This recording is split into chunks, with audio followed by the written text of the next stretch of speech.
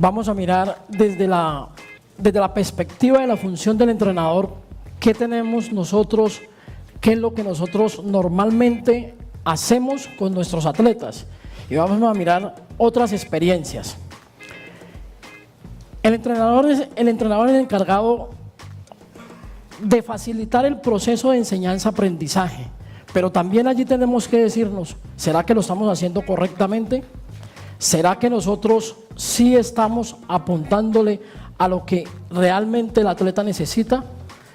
Realmente el atleta de las diferentes disciplinas deportivas, porque cada disciplina deportiva tiene unos énfasis y unas especificidades que la hace especial.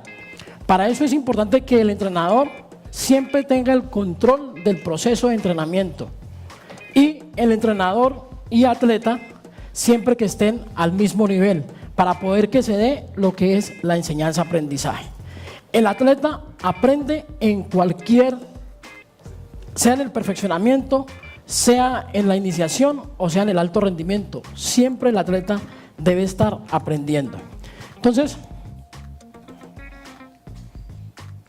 ¿qué es importante?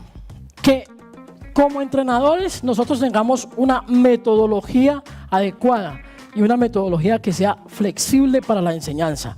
En algunos momentos no tenemos metodologías flexibles y mucho menos metodologías que sean agradables, que satisfagan al atleta, que el atleta se divierta con lo que esté haciendo, no importa en el estadio en el que se encuentre, en el momento en el que se encuentre. Es importante que siempre nosotros generemos un contexto adecuado para que el atleta aprenda y se divierta. Para esto es importante que tengamos en cuenta la planificación del proceso de enseñanza, que debemos de tener en cuenta y que debemos cuidar dentro de lo que nosotros hacemos: la planificación, la ejecución, la evaluación y el control del proceso, para que de aquí nos lleve a nosotros desde la ejecución a una educación multidisciplinar, una educación adecuada de nuestros atletas. Muchas veces nos preocupamos es de la carga de entrenamiento, que la carga de entrenamiento se esté aplicando, pero no nos preocupamos de la educación y de la formación de nuestros atletas. Y para tener en cuenta y tener claro la formación, es muy importante que tengamos clara la parte pedagógica, cómo la pedagogía va e influye dentro de los procesos que nosotros hacemos, pero nosotros dejamos a veces la pedagogía y la didáctica de un lado y nos encargamos es de la carga de entrenamiento. ¿Cómo la pedagogía, así como contribuye dentro de lo que es el proceso formativo en la primaria, en la secundaria, en la universidad, cómo nosotros vamos a traer la pedagogía al entrenamiento deportivo, a lo que nosotros hacemos, que es el aspecto más importante que debemos hacer? Entonces, debemos de crear unas formas, unas instrucciones que nos contribuyan a nosotros desde el punto de vista físico y motriz, pero a través desde la parte pedagógica. Primero la pedagogía y después cómo nosotros vamos a ir desarrollando la parte intelectual dentro de lo que es el proceso, y a través de esa parte intelectual vamos a desarrollar las habilidades y destrezas que necesitemos de acuerdo al momento en que nos encontremos. Es supremamente importante. La didáctica tiene que ver con las técnicas y los métodos que nosotros utilizamos para poder enseñar, cosas que debemos de tener absolutamente claras dentro de la didáctica que nos contribuyan para poder generar competencias especiales, competencias específicas de cada disciplina deportiva, pero ese es el objetivo nuestro. Desde aquí, desde la parte pedagógica, cómo podemos llegar con los métodos y las técnicas para poder generar competencias ideales dentro de nuestros procesos. ¿Y qué son competencias? Es movilizar el conocimiento hacia, en este caso, hacia una disciplina deportiva o hacia una especificidad. ¿Cómo nosotros movilizamos adecuadamente ese conocimiento para poder que se imparta y llegar a desarrollar unas competencias que nos contribuyan a mejorar el proceso? Pero dentro de esas competencias nosotros tenemos que también ir desarrollando, como decía el doctor Pedro, nosotros a veces no le damos esas libertades a nuestros atletas, sino que los metemos en unos esquemas muy rígidos e inflexibles, y cuando salen a competir, la competencia es otra cosa, que no tiene nada que ver con lo que nosotros estamos haciendo. Nosotros estamos haciendo una cosa y resulta que la competencia requiere de unas habilidades y destrezas absolutamente diferentes. Entonces, para eso es importante que nos vamos a identificar qué es lo que vamos a hacer, qué vamos a hacer, cómo hacerlo, el saber ser y el saber convivir. Porque nosotros estamos formando unos atletas para poder como entrenadores tenemos esta responsabilidad de facilitar todo este proceso, pero es una responsabilidad supremamente grande que a veces la minimizamos por la carga de entrenamiento. A veces la dejamos pequeñita porque nos interesa es que la carga de entrenamiento se aplique. Nos interesa es que el niño salga el fin de semana al partido y haga el gol, pero no nos interesa el resto, que lo dejamos de pronto a un lado y que es la parte más importante dentro de lo que es un proceso.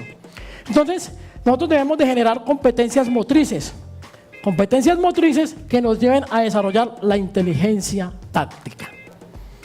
Lo primero es que debemos enseñar las competencias motrices para poder que el niño desarrolle la inteligencia táctica, para poder que él empiece a resolver problemas que nosotros necesitamos que nos resuelvan en el campo de juego.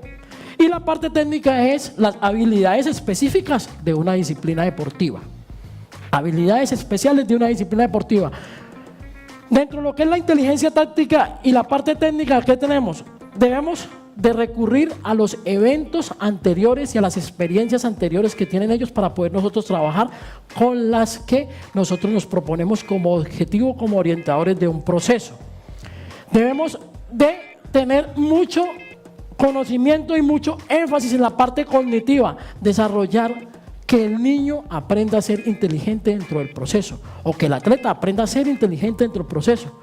Porque si nosotros, vuelvo y repito, nos metemos en los esquemas y esquemas rígidos, él no va a desarrollar la inteligencia. Muévete aquí, muévete de aquí, de estos 2 metros no salgan, no. Entonces no vamos a desarrollar la parte cognitiva ni la parte de habilidades. ¿Y cómo desarrollamos la destreza? Con estas anteriores para poder llegar a un rendimiento deportivo, llegar al juego y a un rendimiento deportivo. Es el camino que se tiene para poder que nosotros lleguemos allá. Tradicionalmente, ¿cómo nosotros estamos trabajando los modelos? Tenemos un modelo tradicional que es el que normalmente siempre estamos trabajando. Un modelo que está basado en el desarrollo físico y en el desarrollo técnico. En las habilidades, en la repetición, repita, pero repite sin conciencia. Simplemente repítelo hasta que lo hagas bien, pero él tiene que ser consciente de lo que está repitiendo y para qué lo está repitiendo y qué le está generando esa cantidad de repeticiones dentro de su quehacer. Yo no le puedo plantear a usted que este sea el modelo ideal, un modelo automático, repetitivo, ni le puedo plantear que ese sea el modelo ideal, pero lo que yo sí le podría plantear es que si usted hace una combinación de los 2 modelos y dependiendo si el atleta ya está en un nivel de perfeccionamiento o en un nivel de un rendimiento más significativo, usted debe migrar hacia la metodología activa. La metodología activa es cuando nosotros le generamos también que el niño aprenda a tener conocimiento y perspectivas del medio en el que se está desenvolviendo, en el medio, y que aprenda a resolver las situaciones que le presenta la competencia. Entonces, en este modelo, el entrenador es el centro de atracción. En ese modelo de allá, el centro de atracción, el centro de atención es el atleta. Eso es lo que nosotros debemos buscar, porque allá está migrando todo lo que es la enseñanza-aprendizaje. A que así el entrenador sea un orientador, el que guíe, oriente, pero no el que es el centro de atracción. El centro de atracción deben de ser nuestros atletas. no importan en el proceso en que estén de formación, de perfeccionamiento o alto rendimiento, deben ser ellos y exclusivamente ellos.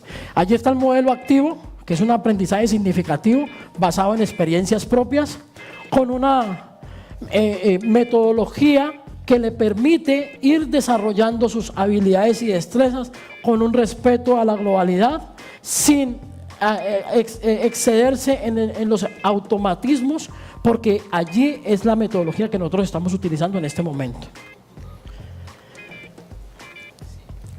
¿Cómo nosotros podemos sistematizar? ¿Cómo podemos nosotros identificar qué es lo que debemos hacer? ¿Qué vamos a hacer o qué vamos a enseñar? Entonces, para poder saber qué vamos a enseñar y cómo vamos a enseñar, debemos de tener claro unos objetivos y un contenido. ¿Para quién van direccionados ese objetivo y ese contenido? Una secuencia. ¿Cuál es la secuencia y el orden lógico del proceso que me lleve a mí a mejorar? Porque ¿qué pasa? Nos sucede a nosotros muchas veces cuando estamos en las clases que vamos a trabajar un elemento técnico y resulta que hay una ruptura dentro de lo que es el proceso de la enseñanza, y entonces se llegó a un nivel y no se sigue avanzando en ese nivel, sino que simplemente nos devolvemos y volvemos a empezar a enseñar otras actividades que no corresponden a lo que habíamos elegido, ni corresponden y nos están llevando a otro nivel. Entonces es importante que nos preguntemos qué vamos a hacer, cómo hacer y para qué hacer, y para qué evaluar. ¿Para qué evaluamos? Muchas veces evaluamos y no sabemos para qué evaluamos. Estamos evaluando, pero no sabemos si estamos evaluando una capacidad física X o estamos evaluando la parte táctica o la parte técnica, pero tampoco sabemos qué es lo que pasa con esa información. Y aquí tenemos varios modelos de cómo nosotros podemos ir enseñando para poder ir llevando nuestro proceso a la competencia, a las situaciones reales de competencia, desde un contexto, cómo lo enseño y cómo lo voy llevando para que mis atletas tengan un rendimiento mucho mejor. ¿Cómo nosotros podemos hacer el feedback entre el entrenador y los atletas? Muchas veces no hay rupturas en ese feedback. En ciertas disciplinas deportivas el entrenador no interactúa con el atleta, no se retroalimenta del pensamiento del atleta ni del sentir del atleta, y eso es supremamente importante. El atleta nos da una información a nosotros hasta para modificar la planificación y las cargas de entrenamiento, y eso no lo aprovechamos, simplemente lo dejamos a un lado y siempre estamos actuando sobre la percepción que nosotros tenemos. Es absolutamente equivocado. Proporcionar altos niveles de corrección, o sea, siempre tengo que estar corrigiendo, siempre tengo que estar perfeccionando. En eso sí, yo invito a que seamos como entrenadores muy enfáticos en siempre cuidar y pulir el proceso. Porque si nosotros permitimos que los errores se nos vayan acumulando, cuando llegamos a ciertos niveles, ya los errores son irreversibles. Ya no hay marcha atrás, no podemos hacer absolutamente nada más.